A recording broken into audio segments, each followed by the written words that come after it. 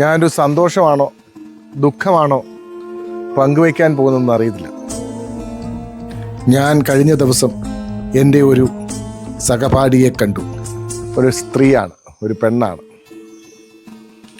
1-ാം class മുതൽ pre degree വരെ ഞങ്ങൾ ഒന്നിച്ചു പഠിച്ചു. അതീവ സുന്ദരിയായിരുന്നു. ഞങ്ങളുടെയൊക്കെ മനസ്സിലെ സങ്കല്പമായിരുന്നു. എന്ത് രസമായിരുന്നു അവളെ കാണാൻ. അവളുടെ കണ്ണുകൾ, തലമുടി, ചിരി, പല്ലുകൾ, പുരിയം, യാതൊരു കൃത്രിമ സൗന്ദര്യവർദ്ധക സാധനങ്ങൾ ഉപയോഗിക്കാതെ, കുട്ടിക്കൂറ പൗഡർ പോലും ഉപയോഗിക്കുമോ എന്നറിയില്ല. എന്തൊരു സുന്ദരിയായിരുന്നു. ഞങ്ങളുടെ ഇടയിലെ ഒരു റാണിയായിരുന്നു. അവളുടെ പേര് എന്നും ഞങ്ങൾ പറയുമായിരുന്നു. അവളെ നോക്കി നിൽക്കുമായിരുന്നു. പക്ഷെ എന്നോടൊന്നും ചിരിക്കുക പോലും ചെയ്യില്ലായിരുന്നു. വളരെ ചിരിച്ചില്ലെങ്കിൽ പോലും അവളെ കാണുന്ന ഒരു സന്തോഷമായിരുന്നു. 1-ാം ക്ലാസ് മുതൽ പ്രീ ഡിഗ്രി വരെ പഠിച്ചപ്പോൾ പോലും അവൾ എന്നോട് എന്തുകൊണ്ട് മനു എന്ന് പോലും ചോദിച്ചിട്ടില്ല.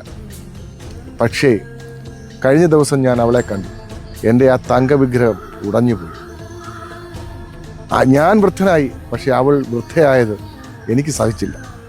അത്രയ്ക്ക് സുന്ദരിയായിരുന്നു. ഞാൻ ആദ്യമായി അവളുടെ കയ്യിൽ തൊട്ടു. നീ എന്തൊരു സുന്ദരിയായിരുന്നു എന്ന് പറഞ്ഞു. അവളുടെ സൗന്ദര്യം ഇപ്പോഴും എൻ്റെ കൺകളിലുണ്ട്. വൃദ്ധയായ അവളെ കാണണ്ടായിരുന്നു എന്ന് പോലും തോന്നിപ്പോയി. അത്രയ്ക്ക് ഒരു വിഷമം എന്നിൽ ബാധിച്ചു. എൻ്റെ ഒരു തങ്കവിഗ്രഹം ഉടഞ്ഞുപോയി. എൻ്റെ ഭാര്യയോട് പറഞ്ഞു, അവളെ എനിക്ക് കാണണ്ടായിരുന്നു. എന്തൊരു സുന്ദരിയായിരുന്നു അവൾ. അവളോട് തന്നെ ഞാൻ പറഞ്ഞു, നീ എന്തൊരു സുന്ദരിയായിരുന്നു. അവളുടെ മകനും മരുമകളും ഒക്കെ ഉണ്ടായിരുന്നു. അവർ ചിരിച്ചു. നീ എന്തൊരു സുന്ദരിയായിരുന്നു. 2-3 പ്രാവശ്യം ഞാൻ ആവർത്തിച്ച് പറഞ്ഞു. എൻ്റെ മനസ്സിലെ വികാരമാണ് ഞാൻ പറഞ്ഞത്. എൻ്റെ ആ നഷ്ടബോധമാണ് ഞാൻ പറഞ്ഞത്.